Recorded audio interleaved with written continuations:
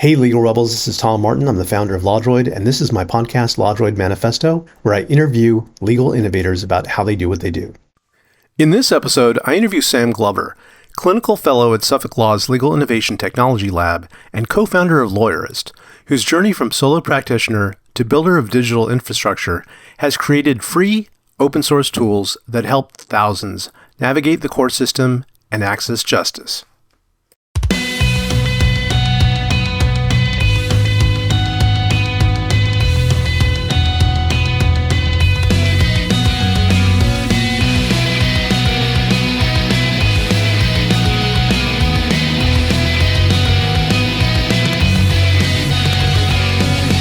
Welcome to the LawDroid Manifesto podcast. I'm Tom Martin, your host, and I am thrilled today to have Sam Glover on.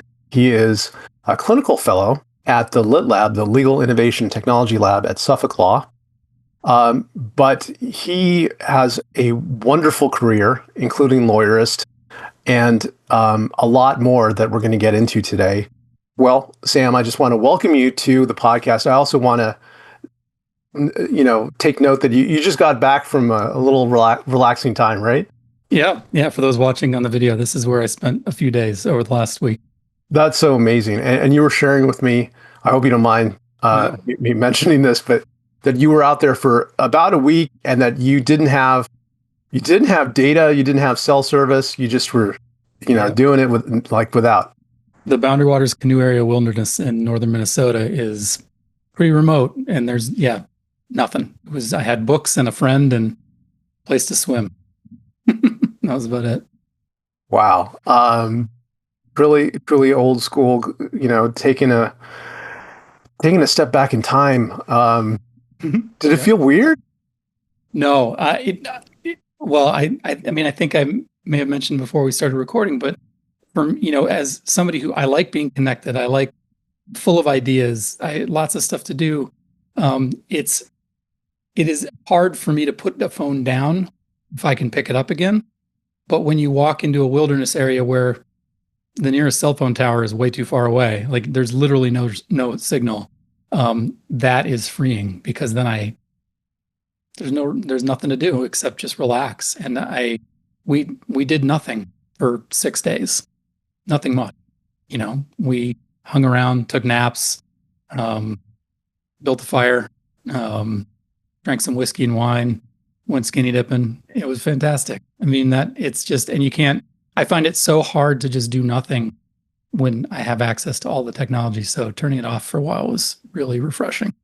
So I'm just curious, did it take you a full day to kind of decompress and just get into the mental frame of mind that this is the new normal, not being connected? How long did it take to? I think I'm pretty quick on stuff like that. And some folks know that I used to do a lot of winter camping. I've kind of haven't done as much lately, but in the same area, like on a lake like this, but frozen.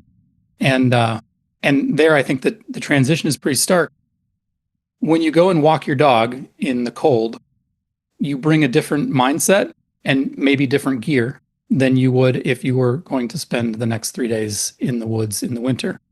And so when you close your door and walk away from your car when you know you're going to be away in the woods for 3 hours or 3 days, you're not as cold as you would be when you walk your dog in the same clothing. And because I think closing the door and walking away from the car is enough of a transition when it's a drastic change like that. And I found the same for this. Close the door, walk away from the car with the canoe on your head, and yeah, I'm kind of in it from that moment on. Mindset is everything, isn't it? Mm-hmm. Yeah, I think so. I mean, Sam, I'm thrilled to have you on the show, just to have an excuse to talk with you and catch up a little bit. Because, as I pointed out before we started recording, that I did interview you once before for a podcast that at the time I had with GLSA, and that was 8 years ago. Yeah, you can't believe it was 8 years ago. It doesn't feel like it, but hey, I guess we're the granddads of legal tech at this point. So. Well, I love the beard that you've grown out. It's perfectly suited for going into the wilderness like that. Yeah, for sure. without like going into a lot of depth, because I do want to go backwards before I go forwards. But right now, you're a clinical fellow at Suffolk. What does that entail? Yeah, it's a really descriptive title, isn't it? Um, and bureaucratically, there are essentially two titles you can have. So everybody who's not clinical faculty in the clinics program is your clinical fellow or your clinical faculty, I think. Um, my job is I joined Suffolk at David Colarusso and then Quentin Stainhouse, Bryce Willie, who are all there with me during the pandemic, started what became the Document Assembly Line Project, which was a way of trying to figure out how to help people get stuff done in the court system when nobody could leave their houses, including many of the judges and court clerks and staff. And so what they were doing is building online guided interviews to help people complete and file court forms and other documents. And it very quickly grew into like an international effort. They had hundreds of volunteers from different countries. And the assembly line metaphor was each person can do a little bit of things to move the work forwards. It's changed a little bit. Now it's less of an assembly line, more of a bunch of experts working on guided interviews, but that's still fundamentally what it is. And I was brought on board to scale it, to say we've had some success. They've proved the concept, and now they actually want to make this a sustainable, ongoing thing that courts, legal aid organizations can rely on. And so that's been my job, to organize the project, to help document things, to build procedures, to do outreach to courts and legal aid organizations, to figure out what our contracts look like and what our offerings are, apply for grants, all this stuff. That's what my clinical fellow job description is, but Bryce's is different. It's curious. Like, are you finding that not all courts are the same? There's some that are more open to it than others, and there's resistance with some courts. And I love learning how things work, and I like learning how businesses and bureaucracies and things work. And so for me, it's been really fun to like learn the inside baseball of court procurement and IT and stuff like that. And yeah, lots of courts are different. well, that sounds like really good work. And I've always seen you, Sam, as one of the do-gooders. And so I see myself that way. So I'm glad it reflects out. well, definitely. And for you to be able to project that and to, make it like realize it in the real world through your work at Suffolk is, that's fantastic. Yeah, thanks. I really like what I do. And to that point about where you're at now, I as the audience knows, want to go back in time to the beginning and get into your origin story a little bit. You currently, like right now, you're in Minneapolis, where it's kind of you're suffering through a heat wave right now, right? Yeah, it's like it's only 88 or something right now, but yeah. Were you born there? Did you grow up in Minneapolis? I was born in St. Louis Park, Minnesota, which is the first suburb to the west of Minneapolis. And then my dad was in the State Department. So I was here until second grade, and then I finished second grade in Virginia. And then by third grade, I was in Santo Domingo. And for third, fourth, fifth grade, I was in Santo Domingo and Panama. Wow. How? Yeah. Oh, State Department, right? Yeah, my dad was State Department. Okay, let's get into that a little bit. So, what the kinds of work that your mom and dad did, and where you were living, and also like how big your family, like how many brothers and sisters and stuff. I have a younger brother and a younger sister. My sister's a year and a half younger than me. We went to the same law school, but she's up in Alaska. She's a do-gooder up in Alaska. She's works for Earth Justice. So, trying to stop bridges to nowhere and highways to nowhere and logging rights and things like that. She does great work. And then my sister's a character. They sailed around the world for like 3 years. She and her partner. He's great too. They're super interesting people. And then I have a little brother who's 9.5 years younger than me, and he works for the government in DC, and he's sort of I think what he's doing is basically software testing, quality assurance work. Interesting family, and I like to hear that your sister is also, kind of on the pro justice, pro good, doing good side. Yeah. And just a little background on your parents. My dad lives here in Minneapolis. As I said, he was State Department, and he finished his career in Afghanistan, and then New Zealand was his final posting. But then he moved back here a few years back, and my mom lives out in Virginia, Northern Virginia, which everybody just wants to call it the DC suburbs. It's not, I don't like that, but that's what people call it. So she lives out there with her two collies. There was a bit of moving around when you were a kid. Like, you said Santo Domingo? I lived in Santo Domingo for about a year and a half, I think. And then in Panama for, I think, about 2 years. We left because the U.S. was invading to oust Noriega. And so we ended up getting evacuated along with the rest of the U.S. citizens working for the government. So, I mean, there's a few wild anecdotes there too, because it was crazy. But Sure. Like, what's going on? But well, so like in the lead up to that, the people in Panama City were rioting, and we lived in the city, and we lived in an apartment building, and I remember we had some friends who lived down the street, and we would go up on the roof of their apartment and like watch the riots below us. And these were pretty hardcore, like they're throwing fire Molotov cocktails at the cops who were firing rubber bullets back and knocking people out. And it was pretty nuts. There lots of tear gas. And so like we'd be up on the roof and the tear gas clouds would just waft up to us. Wow. Feels like inhaling hot sand when you're 20 stories up. I imagine when you're on the ground, it's much worse. And then that building that we were watching from at our friend's house, Noriega's girlfriend actually lived there, and everybody knew that. And that's why there were so many riots in our neighborhood.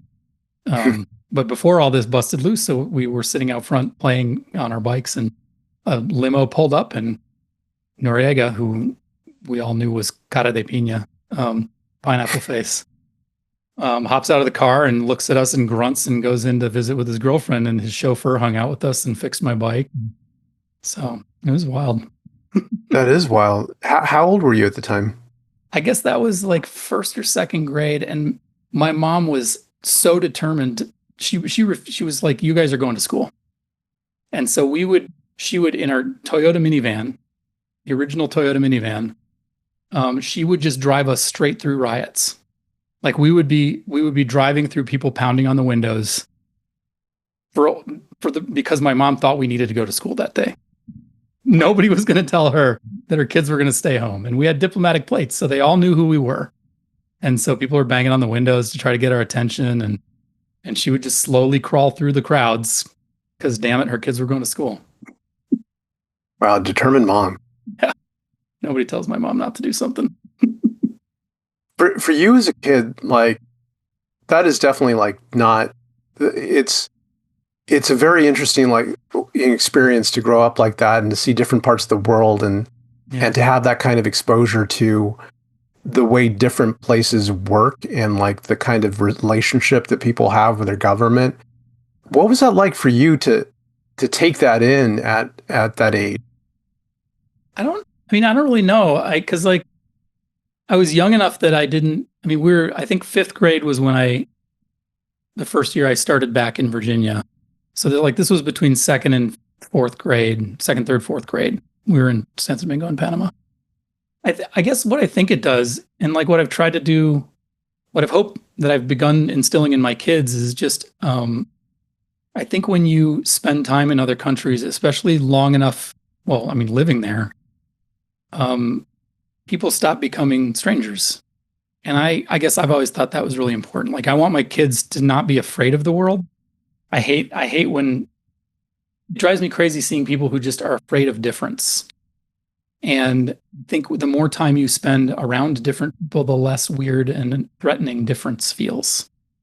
I mean, I think we're humans. Our brains are programmed to discriminate and friend from foe and things like that. And if you're too sheltered, all you see is foes because all you see is strangers. And not everybody's programmed that way, but I think it's easier to do that. And it's a lot harder if you spend a lot of time in unfamiliar scenarios.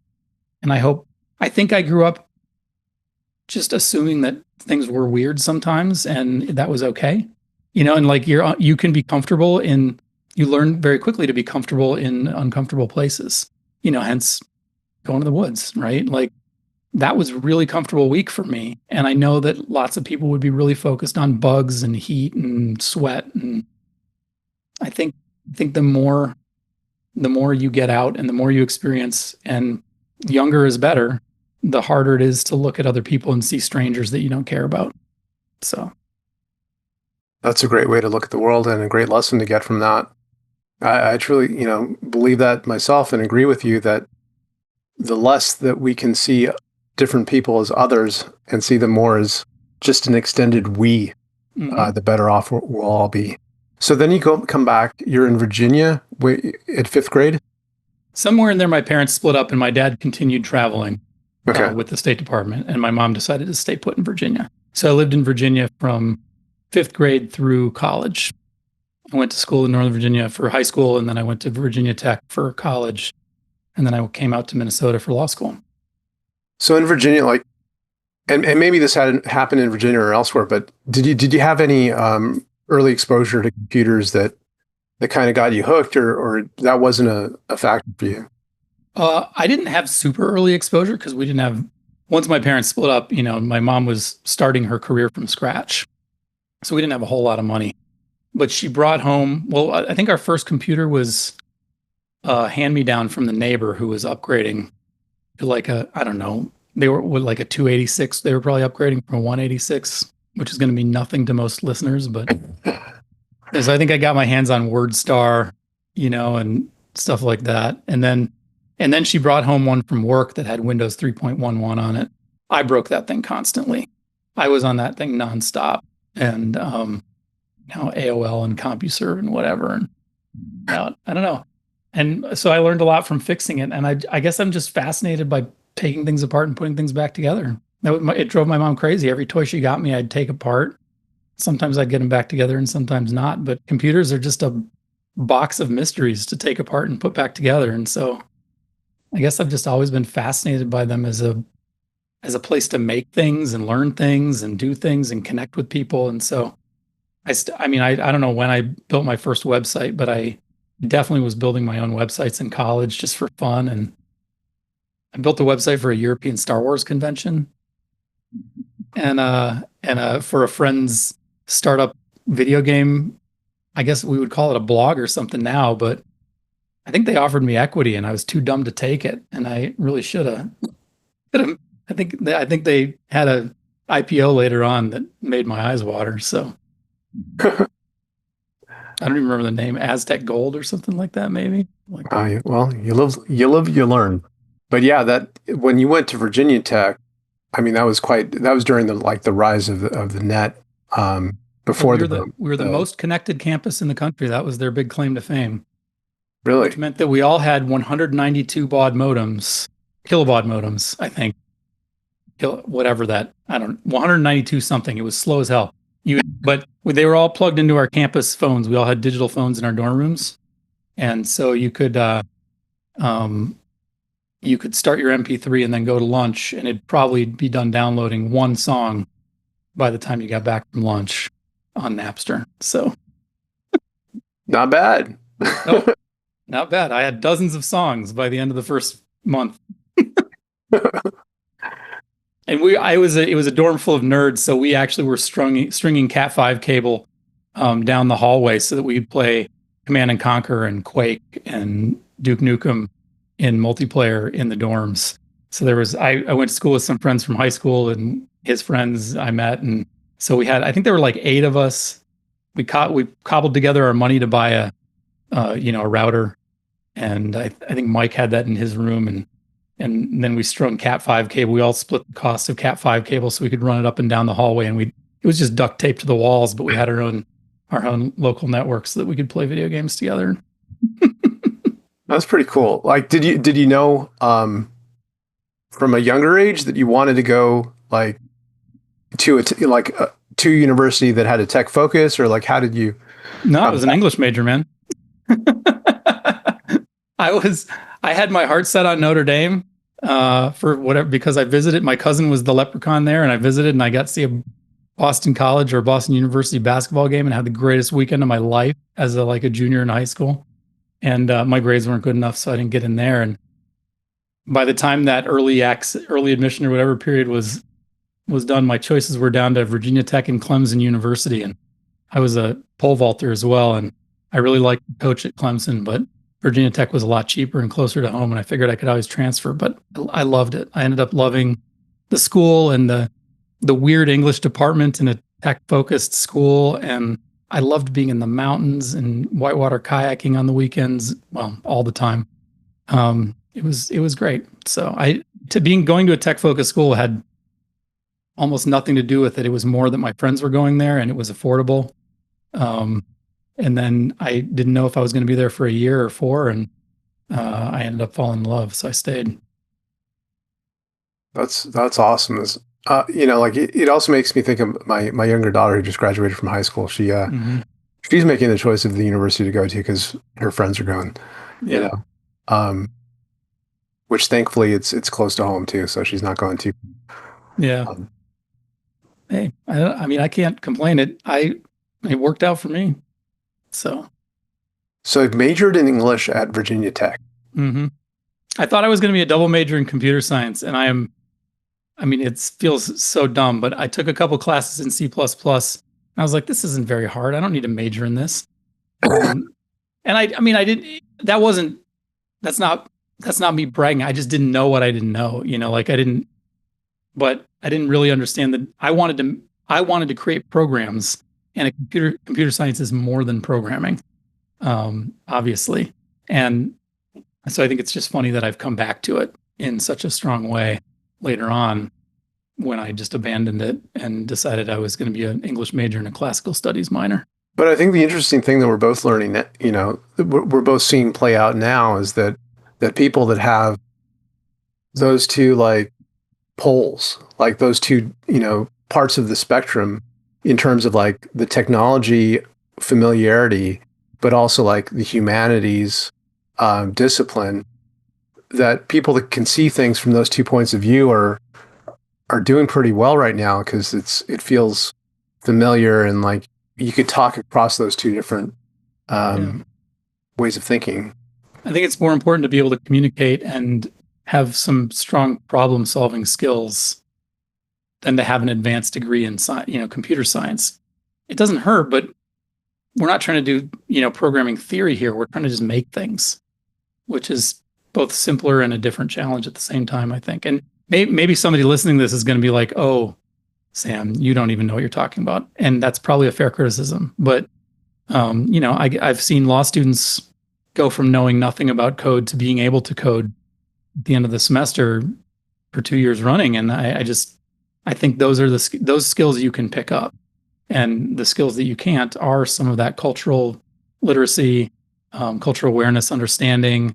The liberal arts piece of it, I think, is harder to just pick up. That comes along in different ways. So now you got my curiosity working about going to law school, like, because you majored in English. It was a tech kind of focused thing where you were clearly like the Cat 5 on the walls and all stuff. mm-hmm. Like how does the combination of those things take you to law school? I was I was surrounded by engineers and computer science majors, and I was the English major. At one point, my best friend Corey and I decided I'd sit in on one of his classes and he'd sit in on one of mine. And in his class, I sat down. The professor walks in, doesn't even look at the room, turns to face the board, starts lecturing and writing on the chalkboard. The end of the class, they set down their books, start talking and lecturing. The end of the class, put down the chalk, pick up their books, walk out the door. I don't think they looked at the class once. And, everybody's just taking notes furiously, no questions, just absorb the lecture. He comes to mine, and my teacher looks like Jesus. He walks in Birkenstocks. The room is, the chairs are all arranged in a circle, like a horseshoe. We're just talking. We're arguing about books. There are women in my class. Like half of the class was women. I don't think there was one in his class. He was just like, "This is school for you?" I was like, "That's school for you?" Anyway, yes. So how did I end up going to law school? I think I was assuming that I would be a teacher. And I took a couple of education classes and I was like, nope, don't think that's for me.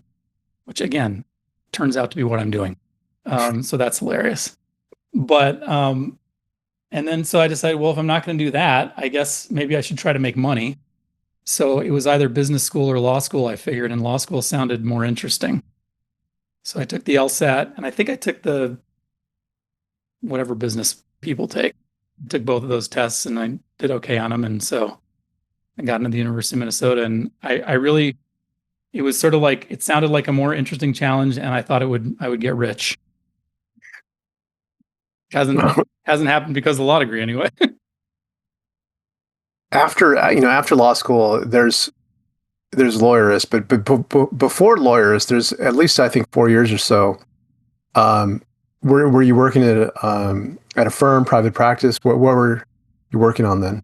I guess necessary context here is I was in school when during 9/11 in 2001, and I was interviewing that day. That was on campus interviews, and very soon after, and for years, the bottom fell out of the hiring market. And so I went to a good law school. I went to the University of Minnesota. It was a top 20, not a top 14 or whatever, arbitrary.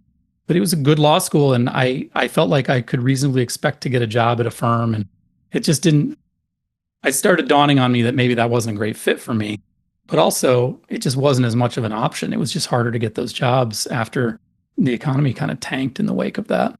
From like 2003 was a big dip, then 2008 was a big dip, and like it just kind of keeps coming every 5-10 years, I guess. But so I went after school. I ended up getting a job with a solo practitioner, Clayton Tyler in Minnesota, who is a really great criminal defense lawyer who, like many criminal defense lawyers, dabbles in other things. And so I got a lot of real great hands-on experience there, and just had a good experience. And eventually, I thought he wasn't paying me enough, so I asked him for more money, and he gave me an offer where I would eat a third of what I killed or something, get a third of the business I brought in, kind of. And I thought that was not good enough for me, so I went to work for another lawyer in town, who was amazing to work for. He was another criminal defense lawyer. He paid me a little bit more, and but I learned so much about legal writing from him. He had really colorful clients. One day the leader of the local chapter of Hell's Angels walks in with two burly dudes with him and dumps a rusty coffee can full of bills on the counter. And he's like, "Here, give this to Barry." And what should I tell him it's for? He'll find out tomorrow. He was like indicted on RICO racketeering charges like the next day. There was a safe cracker in the Twin Cities who finally got caught when he looked up at a security camera. He wore the same jumpsuit to every job. I mean, that guy, he had the most colorful clients. He got spectacularly disbarred a few years later. But he was really fun to work with. I really enjoyed him. Not because of anything related. I didn't know what was going on. It didn't rub off or anything, but great experience. Worked for him for a year. Thought I deserved more money, and he made me a similar offer. And those were both good offers that I should have taken. But, I was full of my piss and vinegar and my sense of my own worth. And then 2008 happens, and then looking back, I was like, oh, that would have been fantastic. So I went to work for a medium-sized insurance defense firm in the Twin Cities. And turns out billing by the hour is not something I can do. It just does not suit me at all. And so after about a year and a half, I wasn't billing enough in the way that they wanted me to. I was getting a ton of work done, but I worked efficiently, so like the billable hour does not reward efficiency. And that's one of the reasons why at Lawyerist, I was so angry about the billable hour, because here I am, I'm doing good work, I'm doing more work, but I'm not billing. They wanted me to just default to billing a certain amount per every letter. Like, it took me 5 minutes. I'm not going to, they're like, well, this is what they expect. Well, I don't. So, it was the combination of that and just, it didn't work out. I had some bad feelings, so I looked for jobs I didn't want for a while, and then I decided to start my own practice.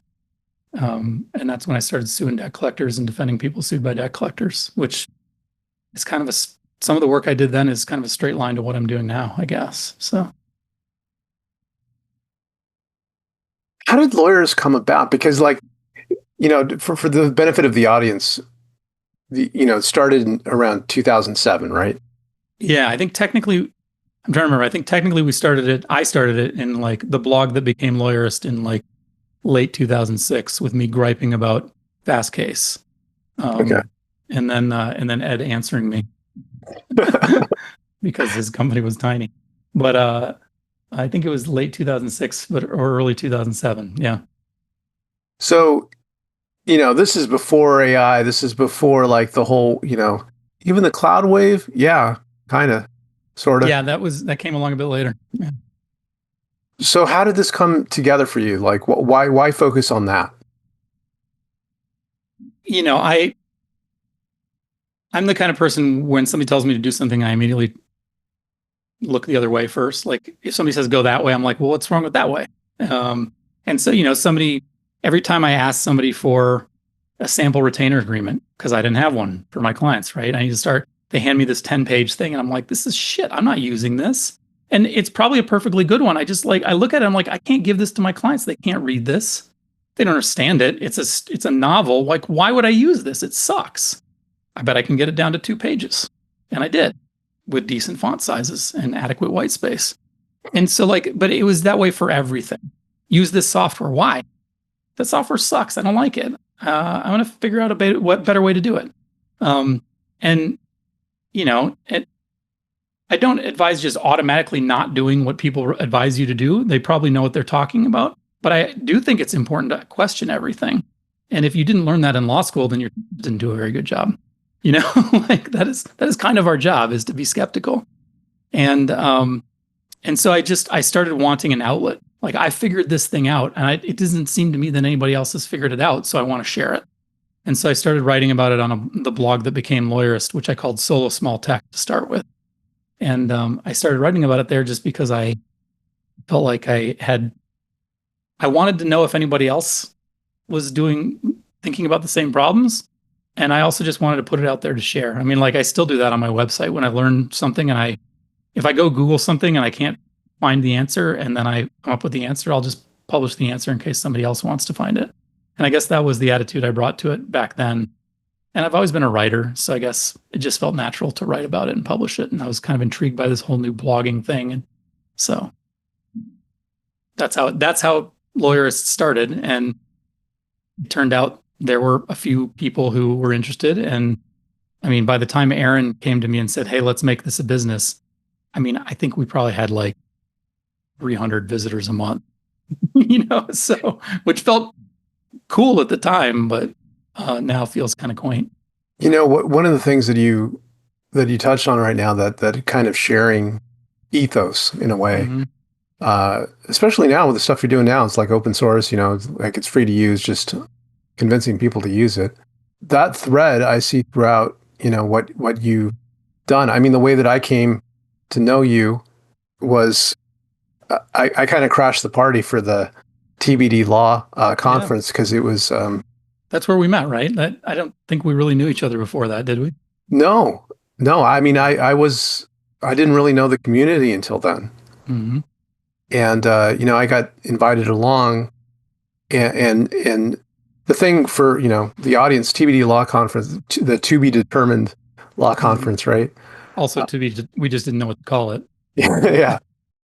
But it was an amazing conference, and different than the ones that you experience now, because it was unstructured. It was people just talking to each other about stuff, and you guys provided like these helpful conversation starters about you getting groups together and talking and sharing. And the whole concept was try to persuade about 50 really smart people to come to St. Louis and spend a couple of days in a room together, and don't put too much structure on it, and see what happens. And because the theory was we all have great ideas and we just don't spend it. We wanted to take the parts of people are like, oh, you should go to a conference for the networking, and you get to do it like waving at people on your way to unite. We're like, let's just do the in-between parts. Let's do an entire conference of the in-between parts. And that was essentially the genesis for law. And I mean, we partnered up with Matt Homan, who's brilliant and full of ideas, and it got a little bit more structure, but not much. Yeah, that focus on the in-between parts where you feel the most from it. Like you feel like the most connection from those parts. And then, yeah, Matt with his really cool cartoons that he would. Oh, and remember we sent everybody to the museum, that crazy museum in St. Louis with I can't remember what it's called, but yeah. Yeah, I'm so grateful to it was Nicole Skippers who took me along with her. But again, like tying back into the sharing ethos, it wasn't a small amount of time. You stayed with lawyer. You were running, at Lawyerist until 2020, like just before the pandemic, or we agreed on terms for me to leave right before the pandemic hit, and then the pandemic hit, and we had Stephanie and Aaron and I were like, "Can we still do this?" And we decided to go ahead. And so yeah, I left. I left in 2020, right after the pandemic hit, and it was a funny time to leave because it felt like I was sneaking out the back door. Nobody really noticed that I'd left because the world had turned upside down anyway. Yeah, there's a method to that madness, right? Mm-hmm. And after that, I remember you were doing some, and maybe you still are doing some like WordPress development where you're creating like tools for lawyers to use. I am still doing that on the side, just because I really enjoyed doing it. And I get to work with I get to be picky since I have a day job. I get to be picky about my clients. And so I get to work with other do-gooders, hopefully. So I know this is a real like general question, but if you think about the different projects that you've gotten to work on since Lawyerist, like in terms of, helping people with legal services, access to justice, approaching the law, making sense of it, what's something that stands out for you? Like what is an experience from that you feel, you really made a difference on so far?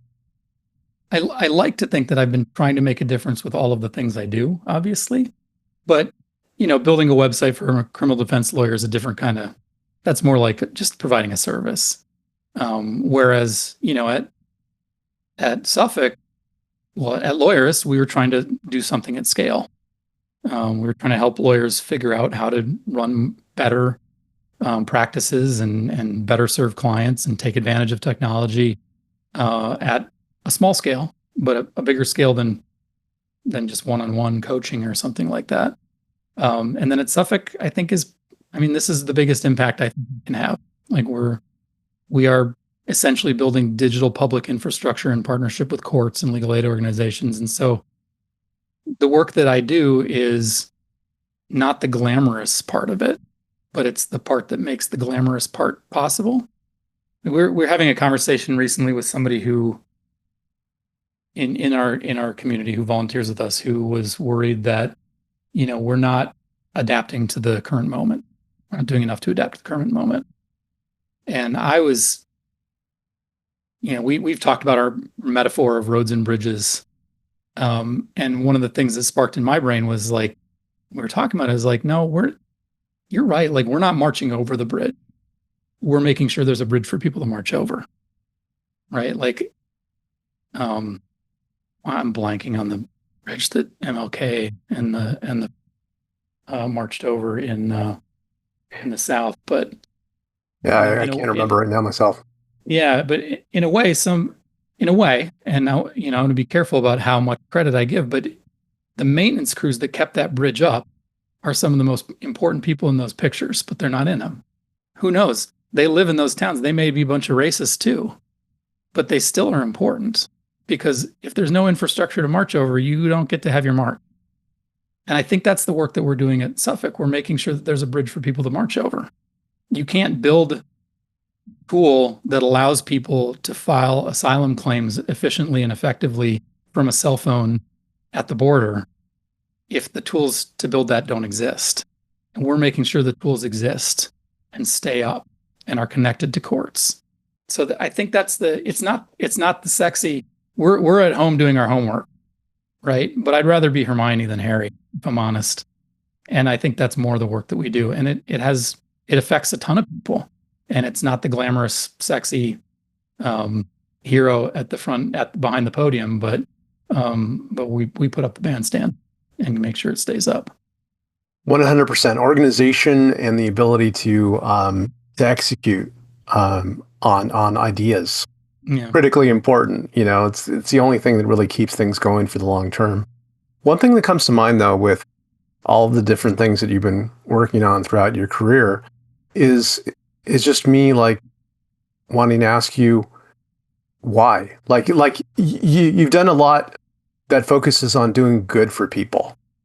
Like one route may have been go to law school, focus on making a ton of money. Um, Regardless, that could have been your North Star, right? Mhm. Why was it to help people? I mean, well, there's like the selfish reason why I do what I do, and then there's that, which I have tried to help. Mostly, the selfish reason is it's interesting work, and I don't want. It has never felt good to me to just make something and then charge a ton of money for it. I don't like doing that. I think knowledge should be shared. I think learning should be shared. I don't know. My mom always made me volunteer, I guess, and maybe that just stuck. But I think it's more fun to be like, hey, look at this cool thing I did. You could probably do it too, or I can help you. That feels much better than look at this cool thing I did. You can't have it unless you pay me a ton of money. That feels gross to me. And I realize that's very uncapitalist of me, I suppose, but I don't know. I don't like that. And helping people feels good. I guess maybe that makes that selfish too, but I think helping people feels good. I don't think it's actually any more complicated than that. I just like doing it and it makes me feel good. And so I do that. And for as long as I can make a decent living doing things that make me feel good, I would rather focus on that. But I also just think there's been icky times where somebody has like stolen our ideas in a way that made it feel gross. Mm. And that sucks. It feels shit.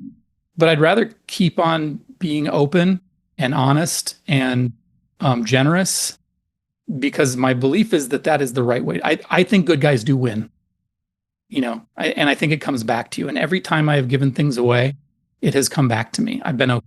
Like I'm doing okay. And I've been giving things away from the very beginning. Like the reason I'm at Suffolk has a lot to do with the fact that when I started my practice, I was pissed off that Minnesota has goofy service rules that are not worth going into. But the gist of it is you don't have to file a lawsuit in order to start one.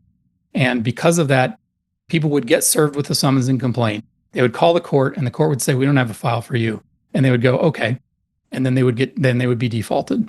And then the debt collectors would start suing them. And so I started writing about that on a blog. And I created a free answer and affidavit of service and discovery request package. And I gave it away. And part of that is selfish. You can't defend people who haven't answered their lawsuits. But part of it is just like, people are getting screwed and this sucks. And if I just genuinely give it away, I'm not asking for email addresses. I'm not even asking you that. There's no price. Just click here, you download the thing, and it'll tell you how to use it. Every time I've given stuff away, it comes back to me. And that was easy. People came back because they wanted help. But it happens again and again. That's why I believe in open source. I think we're stronger when we do it all together. Most of the things on the internet wouldn't exist if it weren't for open source. So let's just keep that ball rolling. And I don't know. I guess I'd have different feelings about it if I built something great and then somebody stole it and made it millions of dollars off of it. But I'm not doing anything that important. So Well, I beg to differ on that. I think I'm not doing anything that you could steal from me and sell for millions of dollars. I don't think. And let me ask you a couple questions I ask all my guests. Oh God, you told me what these were going to be, and I just forgot about it. ADHD. Well, I'll remind you. I know you have some answers because you've already been dabbling in it behind you. Okay. But the first one is, like a lot of the people that I interview, including yourself, like there's a lot of irons in the fire. There's a lot of stuff that you're working on, and varied interests. And for the benefit of the audience, like, do you have any, insights or tricks or tips about a work-life balance? Like, how do you pull it off where you do so many things, but you don't let it drive you too hard and you get to still stay, a relatively sane human being? That's a good question. And the icing on the cake is I also have ADHD. So there's always other things I want to be paying attention to. And if I'm not careful, there's that constant feeling of there's something I should be doing. And so that makes it even harder to check out from work, to give yourself time to check out from work. This was really hard too at Lawyers because I was working at home just like I do now, but I was working at home for my own business. So I could always justify doing more. Um, and it's easier now when I believe them when they tell me I'm only supposed to work until 5 o'clock. So then I can set it aside. But when you're working for yourself, I think it's more challenging. And I think the answer is just routines and forcing yourself to set things aside. And like I work in my office in the basement of my house most of the time. And at 4 o'clock, I'm on Boston time. So at 4 o'clock Central Time, I walk away from my computer and I go upstairs. I don't have a longer commute than that. It's just a stairway, but I leave the office and I try to leave and I try to be well organized enough that it's easy for me to I'm not holding a bunch of stuff in my brain that I have to do, so I'm able to walk away. I say that it sounds simple. It took me years to develop this skill, especially, but I learned it while I was at Lawyers to just walk away. And I think it's hard to do, but right now I work with great people who understand that we have the time that we have to get the work done, and there are some things that require everybody all hands on deck and work late, but if that isn't rare, exceptionally rare, then we've just scoped things wrong. Yeah. And I think at Lawyers, we had started getting really good at scoping. What is the job that we can do with the time that we have? Because it's not fair of us to ask more than 40 hours a week. People were paying 40 hours a week to work. And so if it's going to take longer than that, then the project needs to be a smaller project or needs to be a longer project, because we have to scope it to the resources we have, not just assume everybody's going to work their tails off 80 hours a week.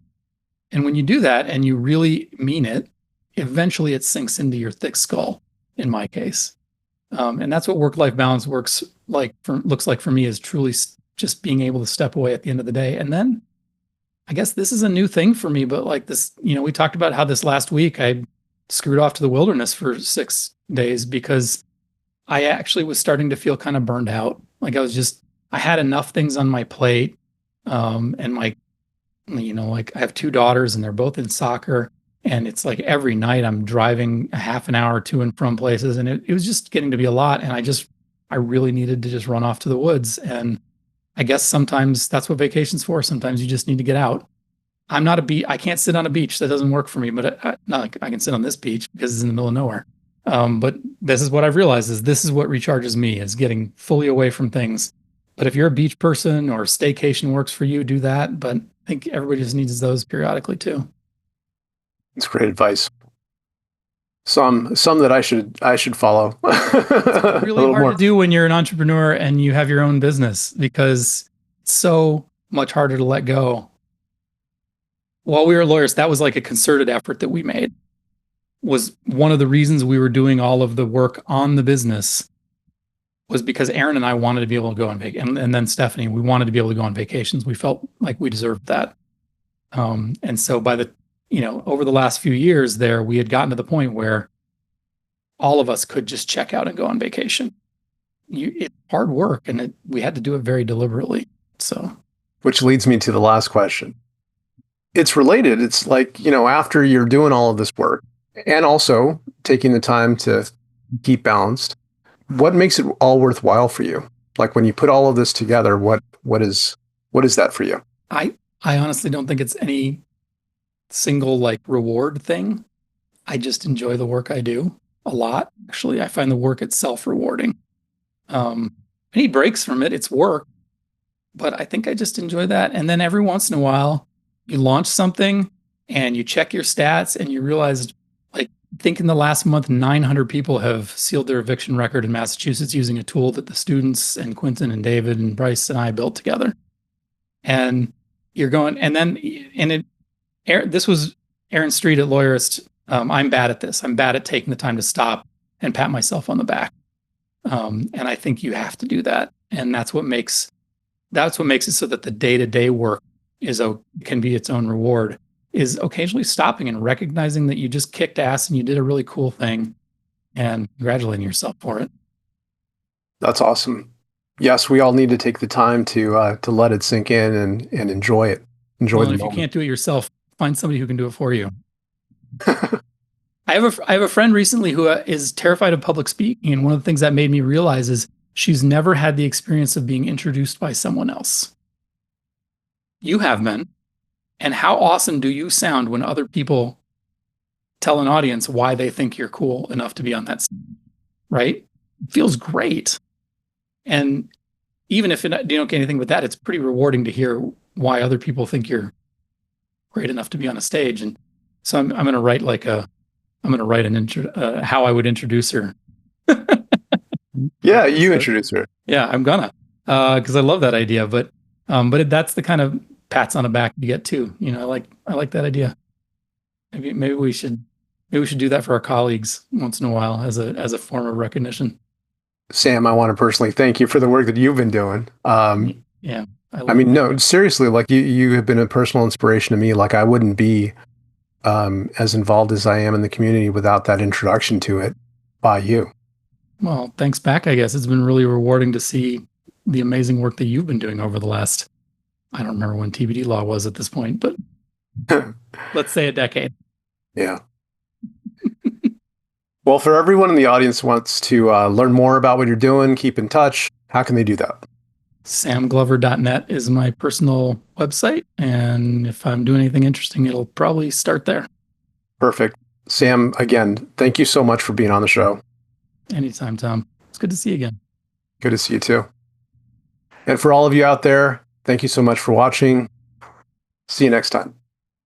Thank you so much for watching the latest episode of the LawDroid Manifesto podcast. To keep in the loop about upcoming episodes, please subscribe to LawDroid Manifesto and you'll get notified. Thanks for watching. See you next time.